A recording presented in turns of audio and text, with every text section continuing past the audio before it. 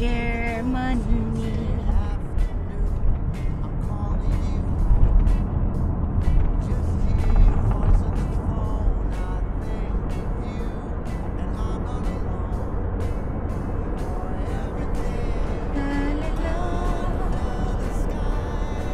So today guys, wala akong nabiling pang dekorasyon sa room ni Victoria. Hindi ko nagustuhan yung sinabi ng asawa ko. So today, naggrocery na lang ako. Mini grocery. Tapos bumili ako ng boba. Ito. Ubos na. Ubos na ang boba. Sarap.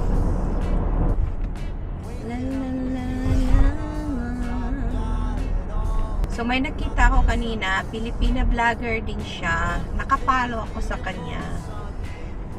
So siya, 3 hours away pala yung nila, bahay nila dito sa Ramstein. La la la la. La la la la. And pauwi na ako guys. Gutom na gutom ako, no. Bumili rin ako ng pang lunch, pero 3 o'clock na. 3 o'clock na ng hapon. Bumili ako ng Panda Express. Yung bowl lang kasi ang laki-laki ng plate. Diet ako. Tsaka Subway sa aking mga anak. So gutom na yun kanina. Sa mga na ako, 3 hours. 3 hours na yata ako na sa bahay. Malis ng bahay.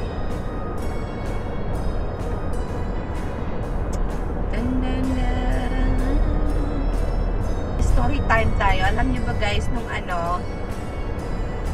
bago pa ako sa Amerika, mag-a-apply ako ng driver license.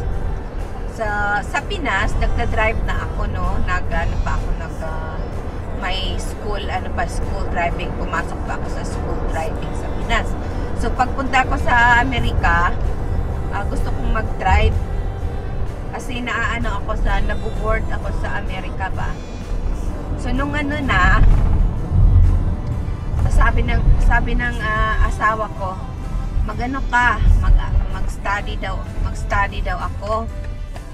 Sabi ko, hindi na kailangan mag-study yan. Alam mo naman nag-aral ako sa Pilipinas. Nag-practice, nag-aral, tsaka nag-drive na ako sa Pinas. So, pag sabi niya, ikaw bahala. Basta, gusto ko mag-study ka. So, hindi na ako mag-study. Kaya, ayun, nag-take agad ako, no? Sus, pag-take ko agad, bagsak! Sa test, kasi dalawa yan eh. Online test, tsaka para sa mga science yan, at saka driving. Bagsak ako noong una, sabi ng asawa ko, bleh, sabi ko sa iyo mag-aral ka. So ayun guys, natatawa ako. So ayun, nag-study ako, Diyos ko, ang haba-haba ng i-studyhan. Ibang-iba ang pagdadrive, kailangan mo talagang malaman. Bawal ang fixer dito sa sa Amerika. Sa Pinas pwede ang fixer ha. Sa US hindi. So ayun, nag-study ako. So pagkatapos nun, siguro mga 3 weeks lang or 1 month lang, nag-test ng online. So nakapasa ako agad. So pag test drive ko na, pasa agad ako. Kasi naka-drive na ako sa Pilipinas. So sa second test ko, pasado na ako. Ayun, so alam nyo guys, napakahirap pag nasa nasa Amerika ka or sa ibang bansa na hindi nagda-drive. Maboboard ka talaga, maluloka ka talaga, Diyos ko. Kaya yung iba dyan, nagagalit na, yung iba dyan nagagalit sa mga asawa nila. Huwag kayong huwag kayong mag-depend sa asawa natin na i-drive kayo parati. Kasi din yan sila, may trabaho din. Maliban na lang kung walang trabaho yung asawa ninyo, no? Pero ang asawa ko super busy, kaya kailangan ko talagang mag-drive. Kaya ayun, pagka ano ko na, pag-drive ko na, pasyal-pasyal na, hindi na ako galit parati sa asawa ko, hindi na rin ako moody. Ayan, so kailangan tayong mag-drive. Baguhan sa Amerika, no? Or sa ibang bansa, kailangan talaga tayong matutong mag-drive para sa ating kapakanan, sa health.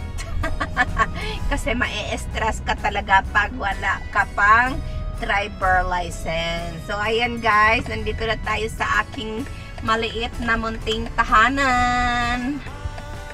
Alright. Later guys, later.